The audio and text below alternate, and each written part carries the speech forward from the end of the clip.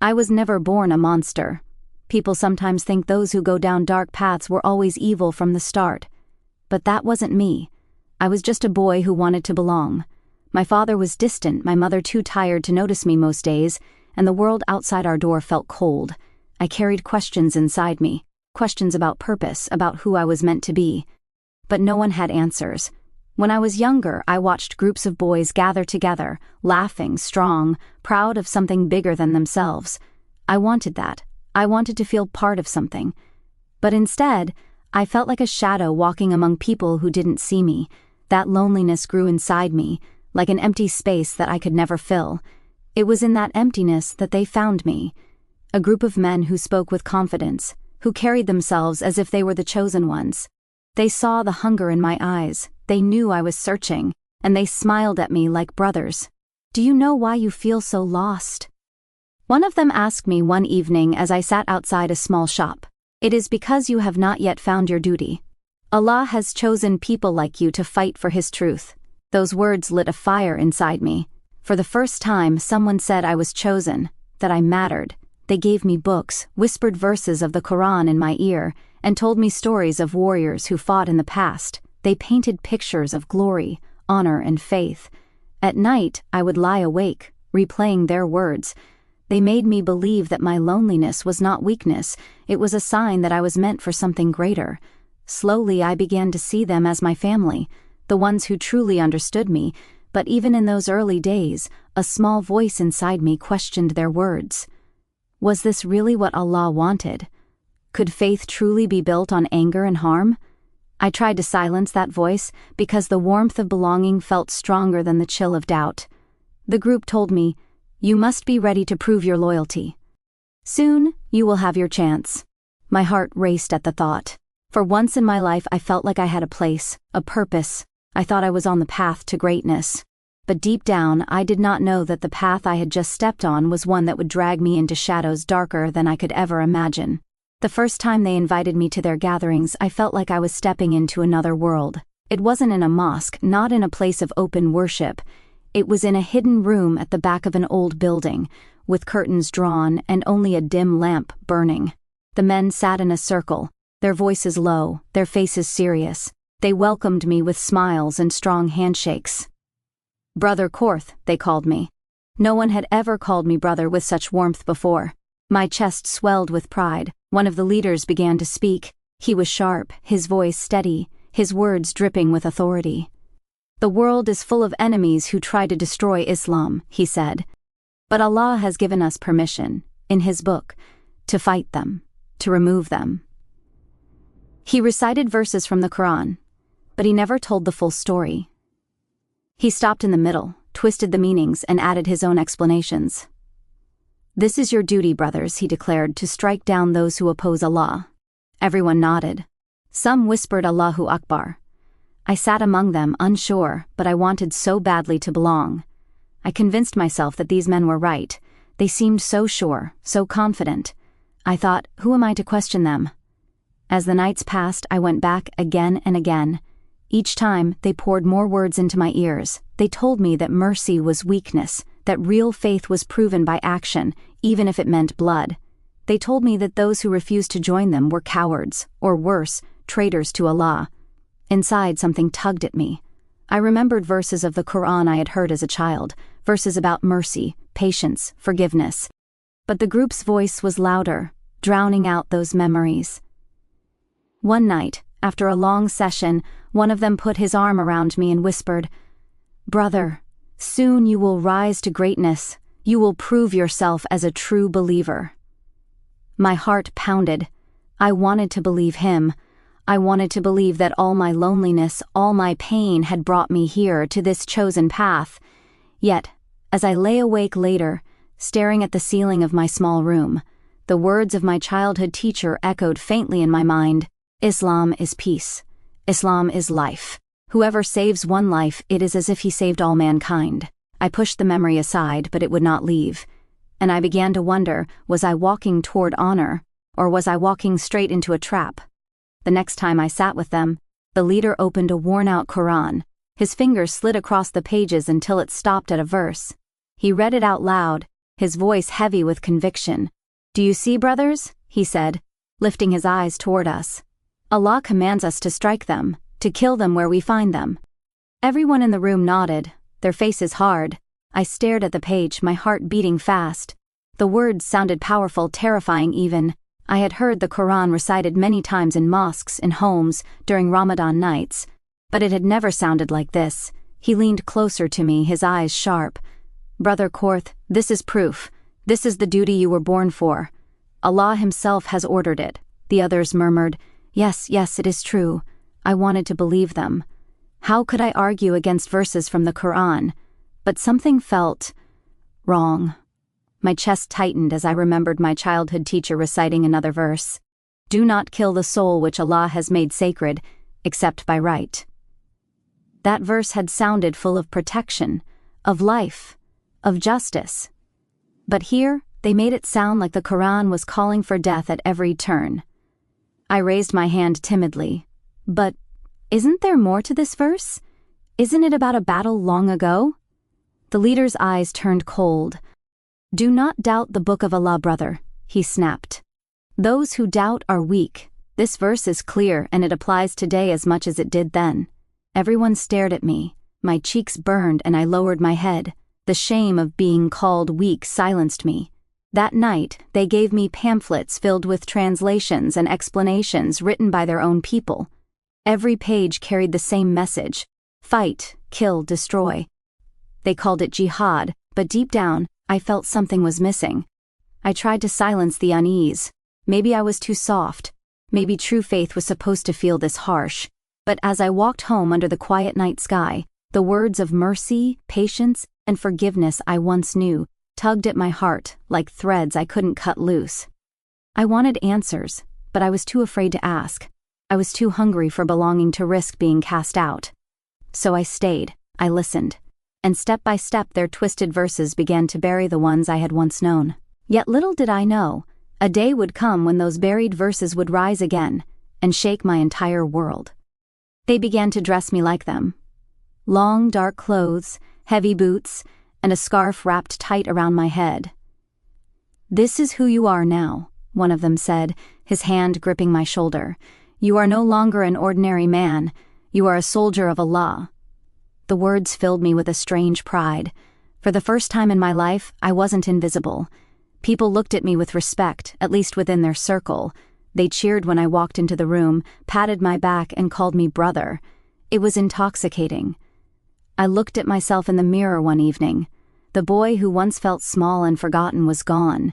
In his place stood someone who seemed strong, fierce, and purposeful. I whispered to myself, this is who I was meant to be. But deep inside, I still heard the faint echoes of doubt. When I prayed alone at night, my chest felt heavy. I whispered verses of the Quran that I had memorized as a child, but instead of peace, I felt a storm raging inside me. One day, they gathered us in a room, and the leader spoke with fire in his eyes. "The world is against Islam. The disbelievers want to destroy us. It is written that we must rise, and you, brothers, will lead the way. Korth, your time is near." My heart pounded. Near? What did that mean? I looked around at the faces glowing with excitement. Some nodded, some clenched their fists, some even smiled. Later, one of the older men sat beside me and whispered, "You are chosen, brother. Soon, you will prove your loyalty. You will shed the skin of the old Korth and be reborn as a true warrior." That night, sleep refused to come. I kept replaying those words, "Prove your loyalty, be reborn." I should have felt proud, but instead, I felt a weight pressing down on my chest. I tried to pray, but my prayer was empty. I tried to sleep, but my dreams were filled with shadows, faces I didn't know, voices crying out, echoes of something I couldn't understand. And in the silence of the night, a thought came to me, sharp and painful. What if I am walking straight into a lie? I pushed the thought away, burying it deep, because by now the old Korth was gone, and this new identity was all I had left. But the test of that identity was coming soon, sooner than I could ever imagine. It happened on a night when the air itself felt heavy, as though the world was holding its breath. We gathered in the same hidden room, our leader's voice thundering through the silence. His words struck like stones. "Tonight, one of you will prove your loyalty. Tonight, one of you will step into the fire and not return the same." His eyes scanned the circle, then landed on me. "Brother Korth, it is your time." My heart froze, my palms grew damp. Around me the brothers smiled, some whispering praises, others nodding as if my destiny had finally come. The leader leaned close, his breath hot against my ear. "There is someone who has mocked Allah, who has stood against the truth. Tonight, you will silence him. This is not murder, it is obedience. Allah will be pleased." Those words shook me. I wanted to believe him. I wanted to trust that I was doing something noble. But a storm raged inside me. My mind screamed, "Is this really what Allah wants?" Yet my lips stayed sealed. I was afraid of being cast out, afraid of being called weak, afraid of losing the only family I thought I had. They placed a knife in my hand, cold, heavy, deadly. My fingers trembled as I held it. "Do not fear," the leader said. "Fear is for those who disobey. Tonight, you rise above fear. Tonight you become one of us fully." I walked through the streets with two of the brothers at my side. The city felt different, darker, as though it knew what I carried in my heart. Every step felt like a chain pulling me deeper into a pit I could not climb out of. When we reached the place, I saw a man sitting alone. He was not armed, not dangerous, not threatening, just a man. My heart pounded so loud I thought the world could hear it. "Do it," one of them hissed. "Prove yourself." I froze. My hand shook. For a moment, the man's eyes met mine, and I saw no enemy there, just a human being. My chest burned, my breath caught, my soul screamed to stop, but the weight of their eyes crushed me, and in that crushing silence, I stepped into darkness. When it was done, the night seemed colder than before. The brothers smiled and clapped my back. "You are one of us now," they whispered. But inside I was empty. My soul had cracked. My heart knew the truth. I had crossed a line that could never be uncrossed. And from that night onward, sleep would never come easily again. That night, when I lay down, the silence was unbearable. I closed my eyes, but they snapped open again, haunted by the memory of what I had done. Every sound in the room felt louder. The ticking of the old clock, the rustle of the curtain in the wind, even the faint dripping of water from a pipe outside. And then came the whispers. At first I thought it was only in my head, the voice of doubt I had buried for so long. "You were wrong, Korth. You were deceived. This is not the path of Allah." The whispers grew louder, circling me in the dark, until I sat up, sweating, clutching my chest. The brothers had told me I would feel peace, that my heart would be filled with pride. But instead, all I felt was heaviness, like a mountain pressing down on my chest. I replayed the leader's words, "This is not murder, it is obedience." But deep down, my heart screamed back, "No, it was murder, it was wrong." Sleep fled from me. Every time I shut my eyes I saw the face of the man, the fear in his eyes, the life that faded from him. He had not been an enemy, he had not raised a weapon against me, he was just a man, living, breathing, sacred, and I'd taken that life. Days passed, but the whispers followed me. In the market, in the mosque, in the empty corners of my home. Sometimes they were soft, sometimes they roared, but they never stopped. My hands felt stained, though I washed them until my skin was raw. My soul felt heavier with every passing hour. The brothers noticed my silence.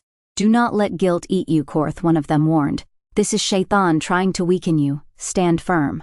Allah is pleased with you." But their words could not erase the whisper inside me. If Allah was pleased, why did my heart feel so broken? Why did I feel so far away from him? One night I broke down on the prayer mat.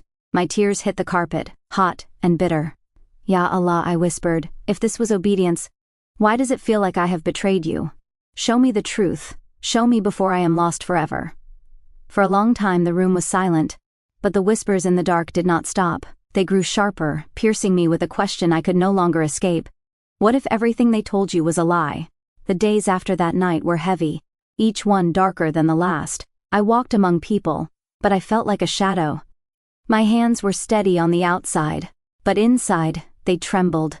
No matter how much I tried to bury the memory, it rose again, like smoke from a fire that refused to die. I would wake up in the mornings and look at my reflection. My face was the same, my eyes were the same, but something had changed. It was as if my soul had been covered with a dark stain, something that no soap, no water, no ritual could wash away. I carried that stain wherever I went, and it weighed on me more than any chain. The brothers called me strong. They praised me. "You have proven yourself," they said. "Now you are a true warrior. Allah is proud of you."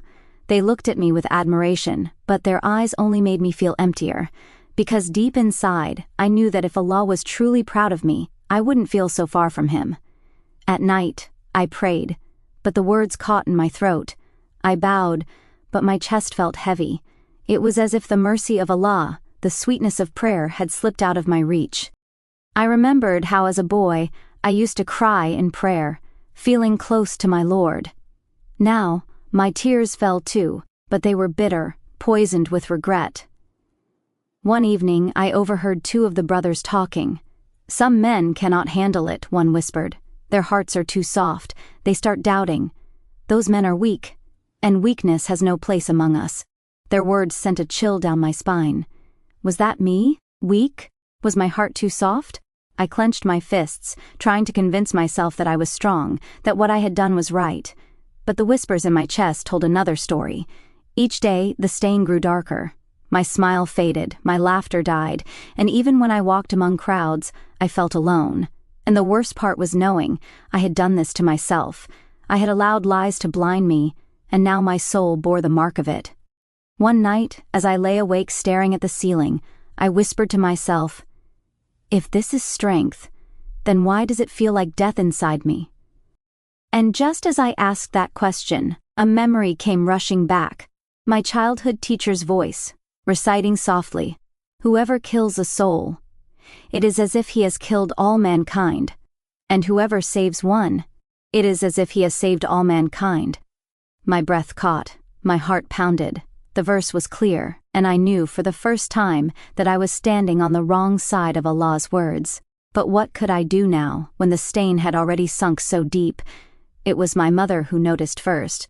Mothers always know. She would look at me with worried eyes, the kind that searched my face as if she could see through my skin into my heart.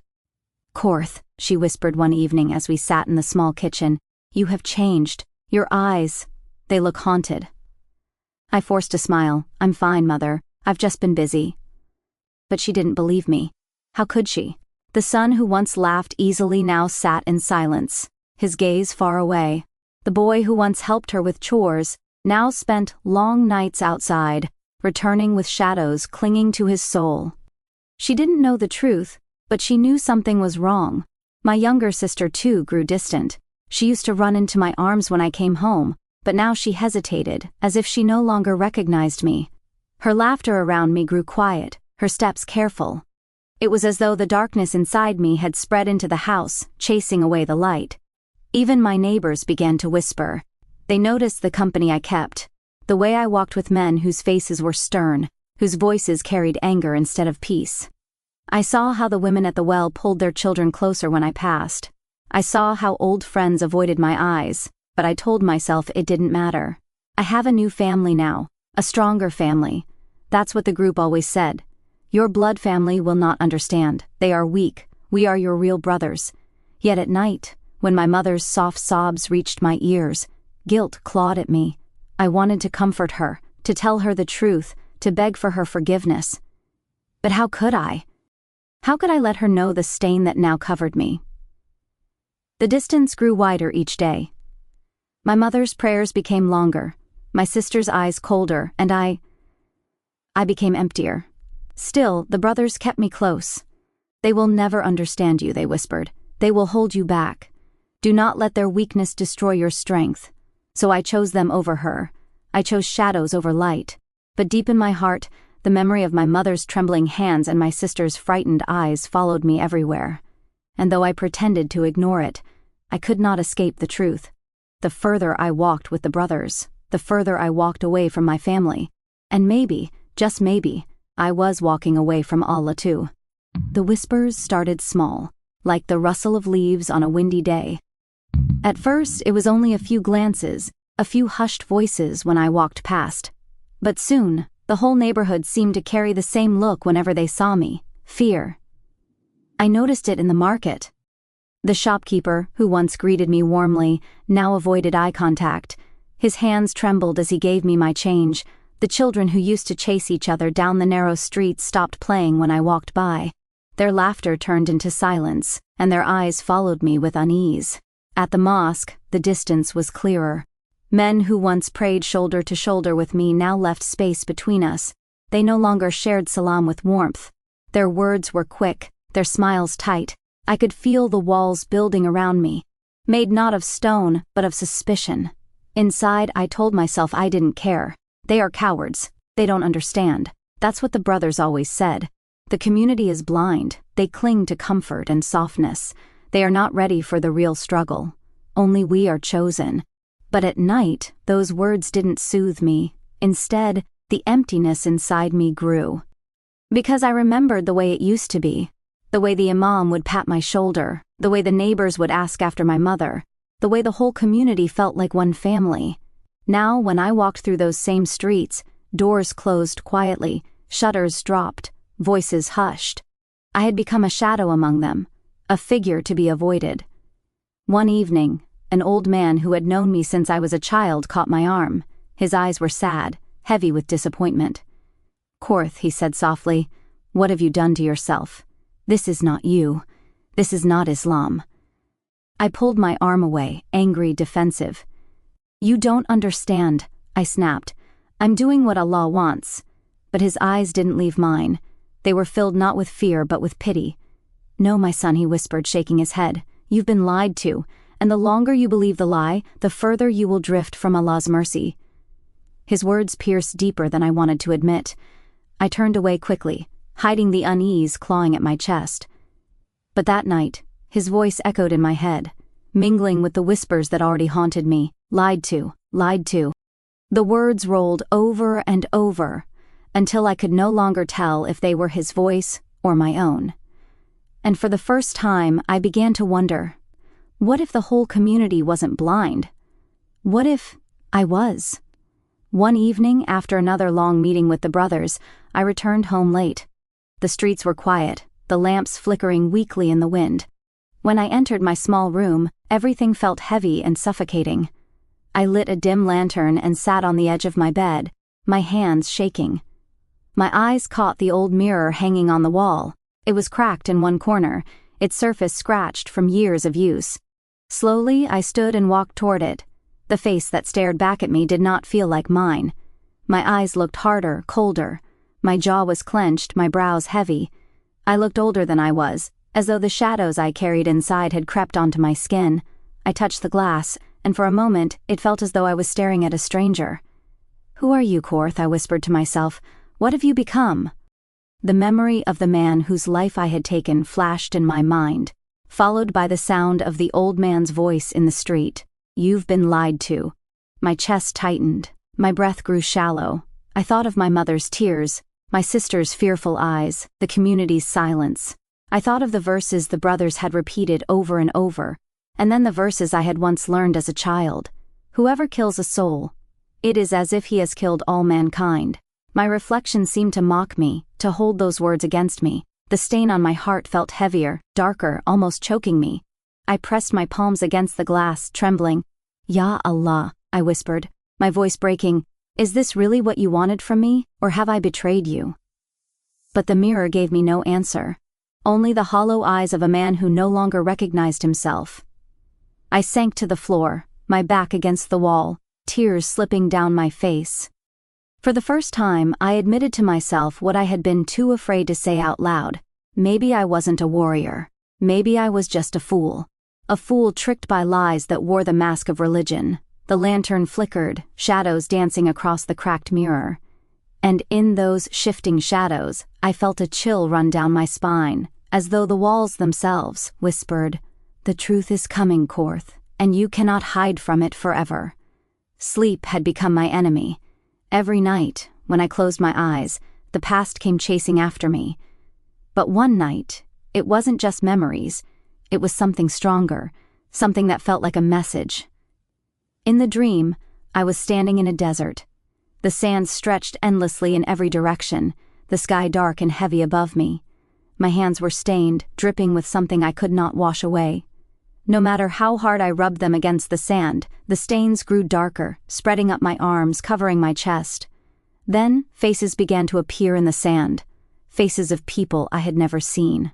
Men, women, children, eyes wide, staring at me with silent accusation. Their mouths did not move, but I could hear them. Why, Korth? Why? I turned, desperate to escape, but no matter where I ran, the desert stretched on. My legs grew weak, my breath ragged, my chest burning. Still, the voices followed. Why, Korth? Why? Suddenly, the ground cracked open, and I was falling.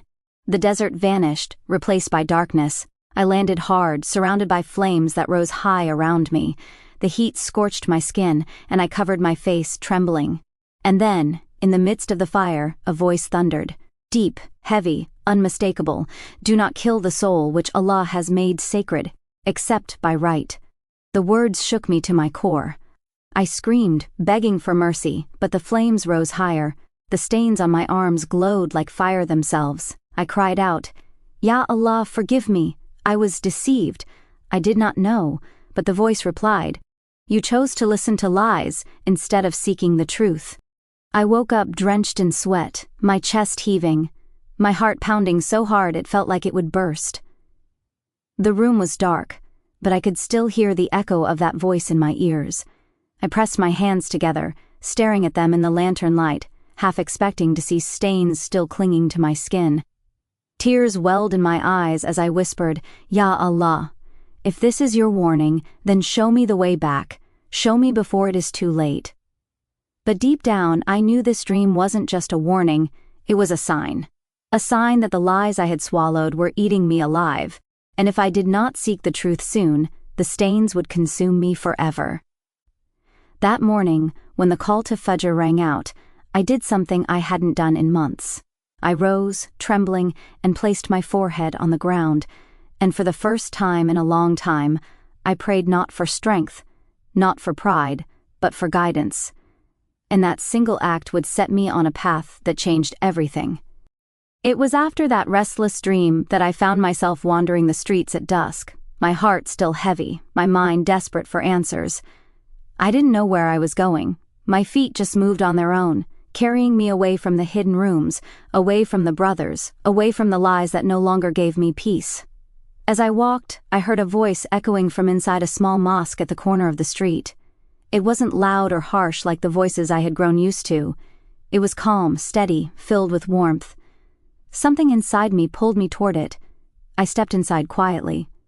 A small group of people sat in a circle, listening to an elderly scholar with a white beard and gentle eyes. He was reciting verses from the Quran, his tone soft, his words clear. Brothers, he said, we must remember the sanctity of life. Allah tells us, do not kill the soul which Allah has made sacred, except by right. This verse was revealed in times of justice, in times of law, not for personal anger or selfish gain. My chest tightened. The same verse, the same words the brothers had twisted, but here it sounded different. Pure, whole, complete. The scholar continued, some people, may Allah guide them, take verses out of their context. They forget when and why these verses were revealed. They use them to spread hatred and harm. But this is not Islam. Islam is mercy. Islam is justice. Islam is peace. I froze where I stood. His words pierced through me like arrows. My mind raced. Had I been following lies all this time? Had I destroyed myself by trusting people who claimed to know the truth but only wanted to twist it? My heart ached, and I felt my eyes burn with tears I could not stop. One of the listeners raised his hand. But Sheikh, what about those who say that killing brings honor, that it is proof of strength? The scholar's face darkened with sadness. That is not honor, that is arrogance. The Prophet said, the believer is not one who hurts others with his words or his hands. If anyone uses Islam to justify harming innocent people, know that they are not representing Islam, they are only using it to hide their evil. The room fell silent, my whole body trembled. His words felt like they were spoken directly to me, as though he knew my heart, my doubts, my stains. I wanted to run, but my legs would not move. I wanted to hide, but the truth had already reached me, and for the first time I realized everything the brothers had told me was a lie. But now the question clawed at me. Could someone like me, someone who had already crossed the line, ever return to Allah's mercy? I couldn't stay away. That night, and the nights that followed, I found myself slipping quietly into the small mosque, sitting in the corner where no one noticed me. I didn't speak, I didn't greet anyone. I only listened. The scholar's words were unlike anything I had heard from the brothers. They thundered about anger and revenge, but this man spoke of mercy, patience, and wisdom. He didn't twist the Quran to fit his own desires. He explained it with context, with history, with clarity. One evening, he opened to the very verses the brothers had used to justify their actions. My chest tightened as he began to speak. These verses, he said, were revealed in times of war, when the Muslims were under attack, when lives were threatened, when justice demanded protection. They were never meant for people to take into their own hands, never meant for individuals to harm the innocent. To rip these verses from their context is to lie about Allah's words. My heart shook. The memory of the leader's voice echoed in my head. This is clear, it applies today. But hearing the scholar, I knew the truth. The brothers had stolen the words of Allah and used them as weapons to justify evil. The scholar paused, his gaze sweeping across the room. Remember, my brothers, the Prophet was sent as a mercy to mankind. Mercy, not cruelty. Compassion, not oppression. When people misuse Islam to justify harm, they are not defending the faith. They are destroying it from within. His words hit me like waves crashing against a fragile boat. I felt exposed, broken, guilty. My head dropped low, tears stinging my eyes. I whispered to myself, Ya Allah, I was fooled. I was blind. I believed their lies. The scholar went on, Do not be deceived by those who wear the clothes of piety but hide daggers behind their backs. They are not followers of Allah's book. They are enemies of it, and enemies of peace. I clenched my fists, anger rising, but this time not at the scholar, at myself, at the brothers, at the lies that had stolen my soul. That night I couldn't sleep. My heart pounded with every word the scholar had spoken. I replayed the verses in my head, not the twisted ones, but the truth, and the truth was clear. I had sinned. I had been deceived. I had harmed what Allah had made sacred. I fell to my knees on the prayer mat, tears streaming down my face. Ya Allah, I whispered, I was blind. Forgive me. Forgive me before it's too late. But even as I begged for mercy, one thought haunted me. If the brothers discovered where I had been going, what I had been hearing, what I now believed, they would not forgive me, and I knew then that the battle inside me had only just begun. The more I listened to the scholar, the more the fog inside me began to lift. It was as if a light had been lit in a cave I had been trapped in for years. Each verse he explained with care peeled away the lies I had swallowed. For the first time in so long, I felt the Quran speak to my heart, not through the harsh voice of anger, but through the gentle call of truth. One night, he said something that struck me deeply. The Quran is a book of life, not death. It came to raise people, not destroy them. When Allah forbids something, it is because He protects us, and when He commands, it is with justice and mercy. Anyone who tells you otherwise is not speaking for Allah, they are speaking for their own desires. I sat frozen, his words echoing in my chest. The weight I had been carrying pressed down harder, but this time it wasn't only guilt, it was also hope. Maybe, just maybe, there was a way back. When the gathering ended, I lingered at the door staring at the ground. My legs trembled, my hands shook. The scholar noticed me and approached. His eyes were soft, filled not with judgment, but with concern. My son, he said gently, you have been coming here often. You sit in silence, but your heart is loud. Tell me, what is troubling you? I couldn't answer. My throat tightened, my eyes filled. I wanted to confess everything, to pour out the darkness that had poisoned me, but fear chained my tongue. What if he despised me? What if he cast me out? Sensing my struggle, he placed a hand on my shoulder. Know this, no matter what you have done, Allah's door is still open. His mercy is greater than every sin. But you must first be willing to walk toward it. Tears rolled down my face. His words were like water on fire, cooling the burn inside me. I nodded weakly, whispering, Pray for me, Sheikh. Pray that Allah forgives me. He smiled softly. I will. But more than that, you must pray for yourself. Allah listens to the broken-hearted when they turn back to Him. That night, when I returned home, I knelt on the prayer mat again. But this time, the darkness around me didn't feel so suffocating. The whispers in my chest weren't as loud. For the first time in a long time, I felt a flicker of hope, like a small candle in a room full of shadows. and as I placed my forehead on the ground, I realized maybe this was the beginning of my return. But little did I know, the brothers had begun to notice my distance, and the light I had found was about to be tested by the shadows I thought I had left behind. The brothers began to notice. At first, it was small questions. "Brother Korth, why are you so quiet these days?" one asked. Another whispered, "You don't come to our meetings as much. Is something wrong?" I brushed their questions aside, forcing smiles, giving excuses. "I've been busy," I would say. Or, "I've been spending more time at home." But deep inside, I knew the truth. The distance was growing. The words of the scholar had taken root in my heart, and the lies of the group no longer felt so strong. One night, the leader called me aside. His eyes narrowed, sharp and piercing. "Korth," he said slowly, "I hear you've been visiting a certain mosque, listening to an old man speak." His tone was heavy, filled with suspicion. My chest tightened. How did they know? My mouth went dry, and I struggled to answer. I only go there sometimes," I muttered. He leaned closer, his voice low but fierce. "Be careful, brother. There are hypocrites who pretend to speak of peace. They twist the Quran to weaken men like us. They wear masks of piety but are enemies of Allah. Do not let them poison your heart." The words stung. Not because they convinced me, but because I realized the irony. They accused others of twisting the Quran, when in truth, that was exactly what they had done to me. As he spoke, I remembered the scholar's gentle voice. "Do not be deceived by those who wear the clothes of piety, but hide daggers behind their backs." And in that moment, the truth was clear. The real hypocrites were not outside the group. They were right here in front of me. Still, fear clung to me. I nodded quickly, pretending to agree. "Yes, you're right," I said, forcing the words out.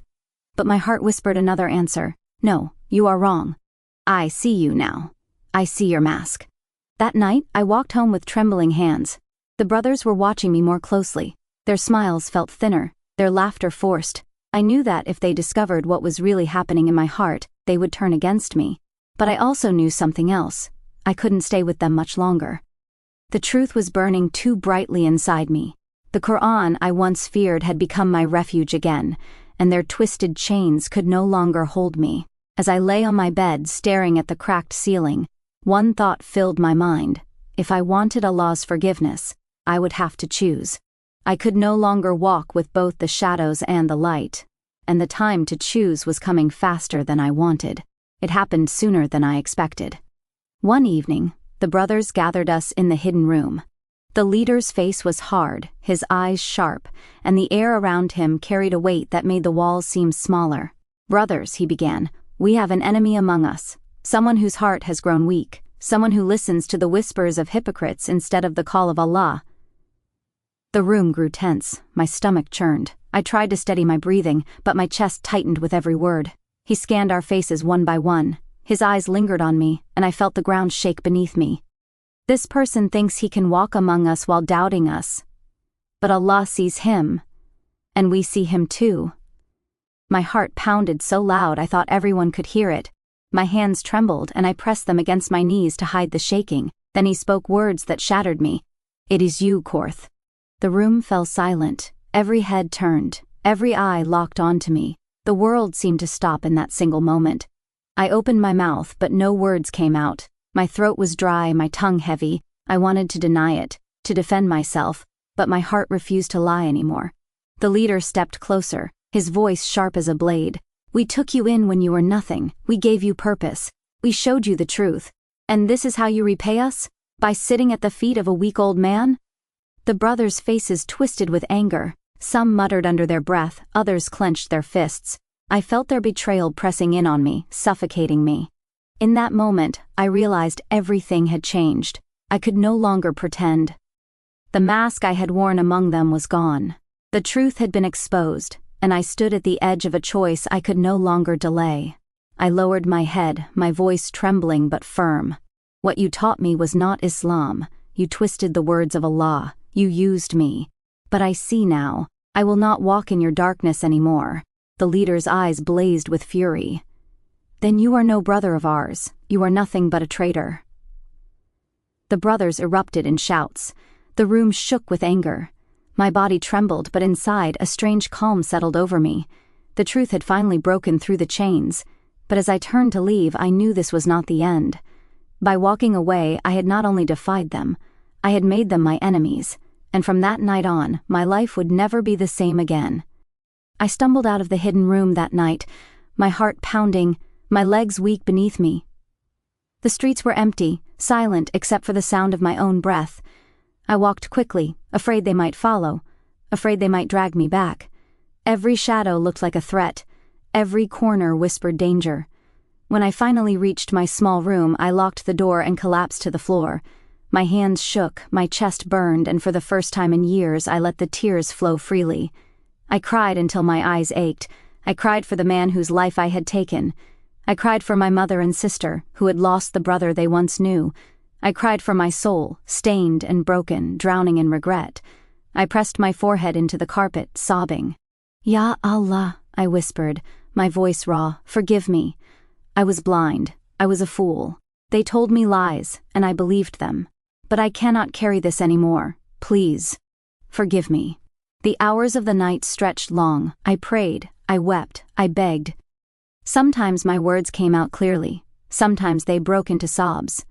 I told Allah everything, holding nothing back. But still, the weight remained.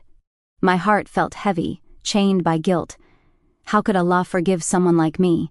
Someone who had not just sinned, but had destroyed what Allah had made sacred. As dawn approached, I heard the call to Fajr echo through the streets.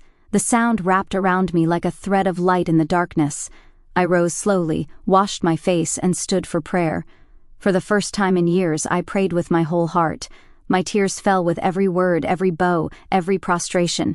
I pressed my forehead to the ground and whispered, "Ya Allah, I know I do not deserve it, but if your mercy is as vast as the sky, then let me find a place in it."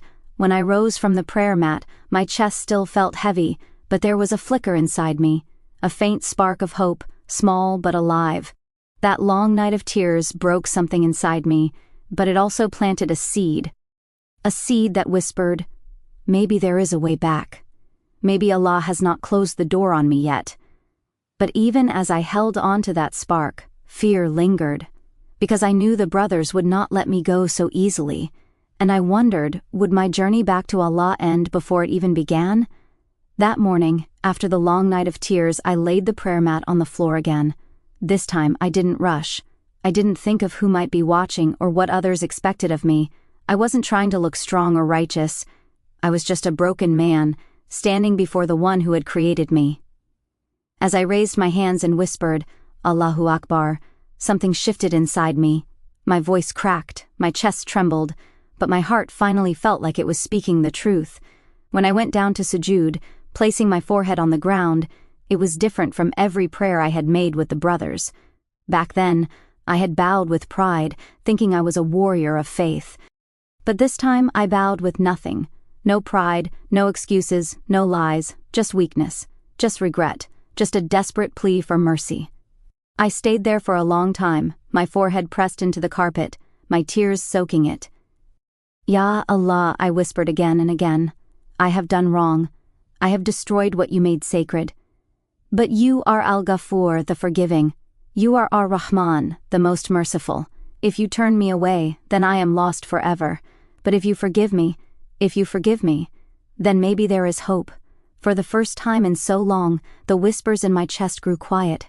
The room felt calm, as though a heavy wind had finally passed.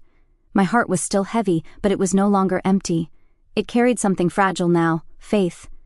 When I rose from sujood, I felt weak, as if I had poured every drop of strength out of me. But in that weakness, I also felt something I hadn't felt in years, peace. Not complete peace, but the beginning of it.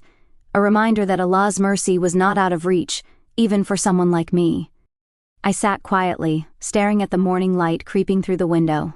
For once, the world outside didn't feel as dark. For once, I didn't feel completely cursed. But I also knew that prayer alone was not enough. If I truly wanted to return to Allah, I would have to walk away from lies forever, seek knowledge, and rebuild the life I had destroyed.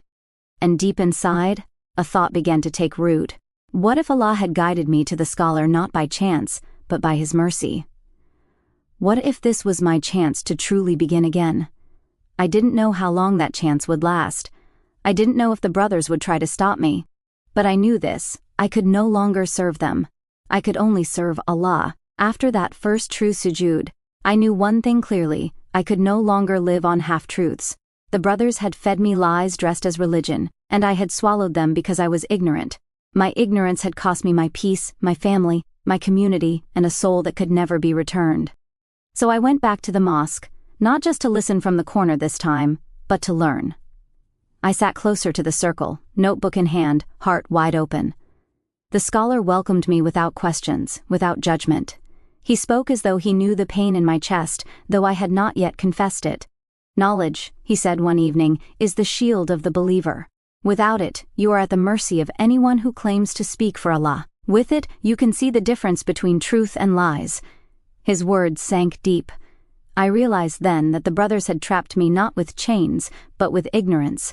I had allowed them to choose verses for me, to twist their meanings, to decide what Islam meant, because I was too lazy, too blind, to seek knowledge for myself.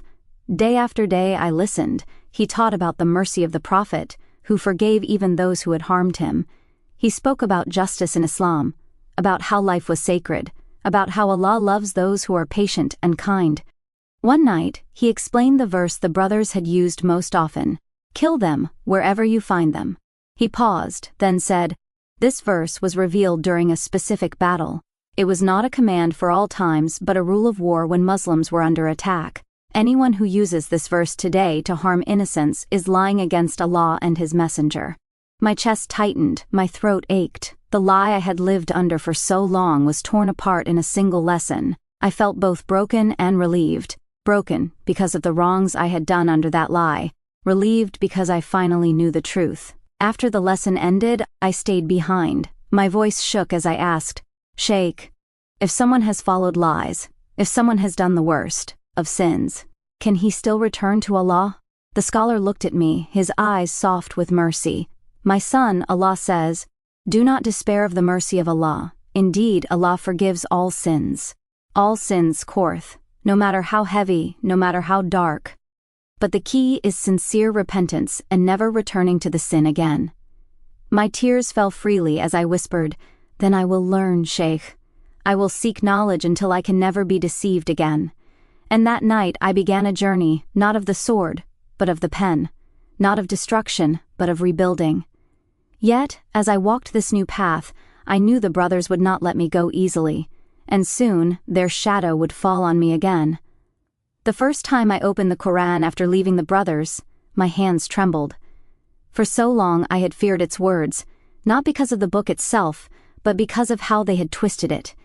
Every time I had heard them recite, it was like a blade, sharp and cold, cutting away mercy and leaving only anger. But now, with the scholar's guidance, I dared to read again, slowly, carefully, verse by verse, and it was as if I was seeing the Quran for the very first time. The words that once felt harsh now wrapped around me like light.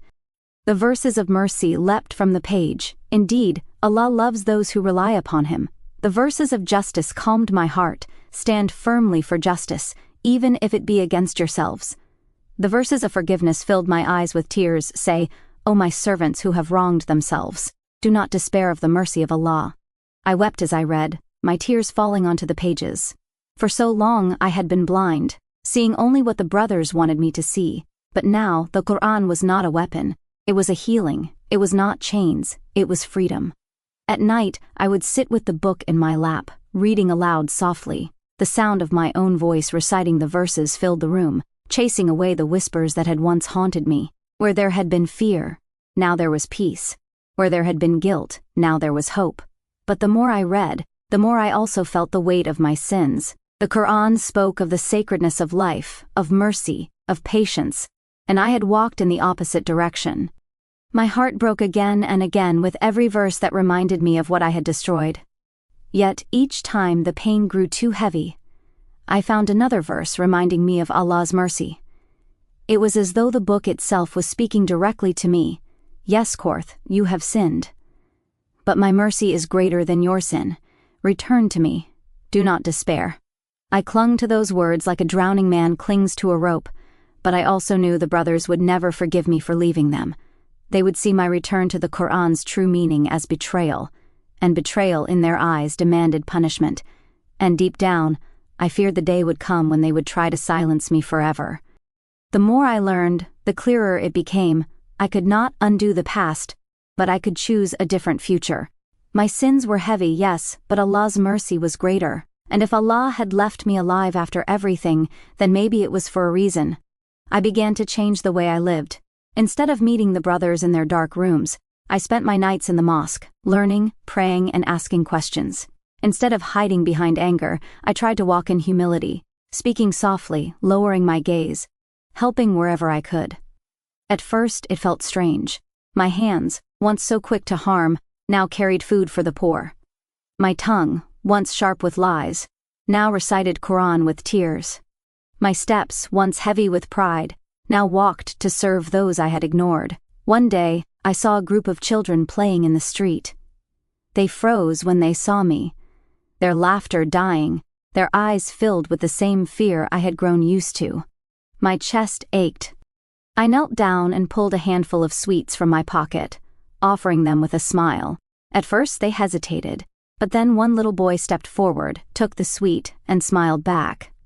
Slowly, the others followed, and for the first time in years I saw children laugh around me again. That moment broke something inside me, in a good way. I whispered, "Alhamdulillah," as tears filled my eyes. The people in my community were cautious at first, unsure of my change. I didn't blame them. They had every reason to doubt me. But I knew that if I was sincere, time would reveal it. So I kept walking the path, step by step, even when it was hard. At night, I sat under the stars whispering to Allah, "Ya Rab, I cannot erase what I did, but let me live in a way that heals. Let me serve instead of harm. Let me be a reason someone smiles, not a reason someone cries." The more I prayed, the lighter my chest felt. The stains on my heart were still there, but they no longer consumed me. I had found a rope, and I was holding on to it with everything I had. But I also knew this: the brothers were still watching. They had not forgotten me. And sooner or later, they would come. Would I stand firm when they did, or would I fall back into their shadows? I knew the brothers hadn't forgotten me. I saw them sometimes at the edges of the market, their eyes following me as I walked. Their stares carried anger, disappointment, and a warning, "We still own you." For a long time, I stayed silent. I avoided them, avoided questions, avoided conflict. But the more I studied, the more I realized that silence was no longer an option. If they had deceived me, they could deceive others too. And I could not bear to see another soul dragged into the same darkness. One Friday, after the prayer, the Imam allowed the scholar to speak. The mosque was filled, men sitting shoulder to shoulder. The scholar spoke about mercy, about the sanctity of life, about how some people twist the words of Allah for their own gain. My chest pounded. My palms grew sweaty. And before I could stop myself, I rose. My voice trembled as I said, "I know this is true, because I was one of those deceived." The mosque fell silent. Every eye turned to me. My heart raced, but I kept speaking. There are groups who pretend to defend Islam, but they twist the Quran. They tell us Allah commands violence, when in truth, Allah forbids it. They hide behind Islam, but they do not follow it. I believed them once, and because of that, I sinned. I hurt what Allah made sacred. Gasps filled the room. Some men shook their heads, others whispered to one another. Shame burned in my chest, but I pushed through it. "I am standing here now to warn you," I continued. "Do not let them deceive you as they deceived me. Do not let them take Allah's words and turn them into weapons. Islam is not cruelty. Islam is mercy. If you hear anyone call you to harm the innocent, know that they are liars, and know that Allah will question them for every lie." I lowered my head, my body trembling. For a moment, the silence was heavy. But then, the scholar stood and placed his hand on my shoulder. "This is repentance," he said. "This is courage. May Allah accept it." A few men nodded. Some still looked unsure. But I knew it wasn't about winning their approval. It was about speaking the truth. The lie had to be exposed, no matter the cost. That night, I walked home lighter, but also more afraid, because I knew the brothers would hear what I had said, and when they did, they would not stay silent. The war between light and shadow was no longer hidden inside me. It was now out in the open, and I had no choice but to stand firm. After exposing the lie, the weight on my chest eased, but another weight remained. the wounds I had left behind in the lives of others. It was not enough to repent in private. I had to face what I had broken. I began with the families I had harmed. My feet felt heavy as I walked to their doors, my hands trembling as I knocked. Most of them didn't want to see me. Some slammed the door in my face, others cursed me, their words sharp and filled with pain, and I deserved every one of them. But a few allowed me in. They looked at me with eyes full of sorrow and anger, and I struggled to meet their gaze. "I cannot bring back what I destroyed," I whispered to one grieving father. "But if there is anything I can do to ease your pain, I will try." Some refused to speak to me. Others said nothing at all, but one old woman, her eyes wet with tears, placed her hand on my head. "If Allah forgives you," she said softly, "then who am I not to?" Her mercy broke me. I wept at her feet, begging Allah to reward her. From that day I made it my mission to serve. I worked in the community, quietly, repairing broken walls, carrying heavy loads, feeding the hungry, cleaning the mosque. I did whatever I could, not for praise, but for healing. Children who once ran from me now began to wave shyly, a few even laughed with me when I handed them sweets. Slowly, the fear in people's eyes softened, replaced by cautious hope. Every time I helped someone, I whispered to myself, maybe this deed will be a means of forgiveness. Maybe Allah will accept it as a sign of my repentance. But no matter how much I did, I knew it could never erase the past. The wounds would always remain. All I could do was pour mercy into the world and pray it was enough to outweigh the darkness I had once spread. And though my community was slowly beginning to see me differently, I knew the brothers were still watching. I felt their eyes in the market, their shadows in the alleys. I had turned my back on them, exposed their lies, and begun to heal others. But I also knew they would not forgive me. And sooner or later, they would make their move. The whispers of the brothers spread quickly. I heard them in the market, in the alleyways, in the quiet corners of the city. "Korth has betrayed us. He speaks against us. He has become a traitor." At first I tried to ignore them. I told myself that my work of healing was enough, that Allah saw my repentance, and that was what mattered. But the more I thought about it, the more I realized that silence was not enough. It wasn't just my life at stake anymore. Others could be trapped by the same lies I once believed. If I remained quiet, then their blood would also be on my hands. So one Friday, after the prayer, I stood before the people. My hands trembled, but my voice carried strength I did not know I had. "My brothers, my sisters," I began, "I must speak to you. Not because I am worthy, but because I was once deceived. I was one of them. I sat in their circles. I believed their twisted words. I thought I was obeying Allah, but in truth I was disobeying Him." The mosque grew silent, faces turned toward me, some curious, some cautious. They used the Quran against me. They tore verses out of their context. They told me Islam was anger, violence, and death. But I have learned the truth. Islam is mercy. Islam is justice. Islam is peace. Anyone who calls you to kill the innocent, anyone who tells you cruelty is worship, is lying against Allah. I paused, my chest rising and falling, the weight of every word pressing against me. Do not let them fool you as they fooled me. If you want to follow Allah, seek knowledge, learn the Quran with its context, sit with those who carry wisdom, not with those who hide daggers under their robes. Tears stung my eyes as I raised my voice one last time. I was lost.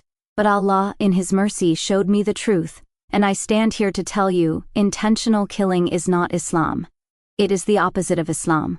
Protect life, cherish life, for Allah has made it sacred. When I finished, silence filled the room. Then slowly people began to nod. Some whispered Subhanallah, others wept. And though not everyone accepted me fully, I could see something shift in their eyes. Fear was turning into understanding. That day, I felt a strange peace. I had spoken the truth openly. I had lifted the mask the brothers had hidden behind. Whether people loved me or hated me, I had fulfilled my duty. But as I left the mosque, I saw them. 2 of the brothers, standing at the far end of the street, their faces dark, their eyes cold. And I knew, with certainty, that they would not let my words go unanswered. That night, I sat alone in my room with the Quran open before me. The lamp flickered, casting shadows on the walls. My heart was steady, though I knew the danger outside was growing. The brothers would not forgive me. They would not forget, but strangely, I was not afraid anymore. I thought of the boy I once was, the lonely heart, desperate for belonging. I thought of the lies that trapped me, the blood on my hands, the tears that soaked my prayer mat. And then I thought of the mercy of Allah, the light I had found in the scholar's words, the peace that returned when I bowed my head in true sujood. My life had been a journey through darkness, but it had also shown me the vastness of Allah's mercy. If He could guide someone as lost as me, then surely His mercy had no limits. I closed my eyes and whispered, Ya Allah, if this is the end of my story, let me leave with your forgiveness. Let me be a warning to others and a reminder that no sin is greater than your mercy. The Quran before me was open to a verse I had once ignored, but now it felt like it was written just for me. Indeed, Allah forgives all sins. Indeed, it is He who is the forgiving, the merciful. I wept softly, my tears falling onto the page. I thought of the families I had hurt, the community I had once frightened, and the brothers who still walked in lies. My heart ached for them, but I also prayed for them. Guide them, Ya Rab, as you guided me. I did not know what tomorrow would bring. Perhaps the brothers would come for me. Perhaps I would live to keep warning others. Perhaps I would die with their anger on my back. But none of that mattered now. What mattered was that I had returned to Allah and that I had left behind a clear message: intentional killing is not Islam.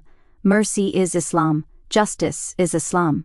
Life is sacred, and whoever protects it has obeyed Allah. I wiped my tears, closed the Quran gently, and whispered, Alhamdulillah. I was lost, but you guided me back. The night was still, but in the stillness I felt a presence. Mercy, forgiveness, hope. And though the story of my life was scarred with darkness, I knew the last page was written with light.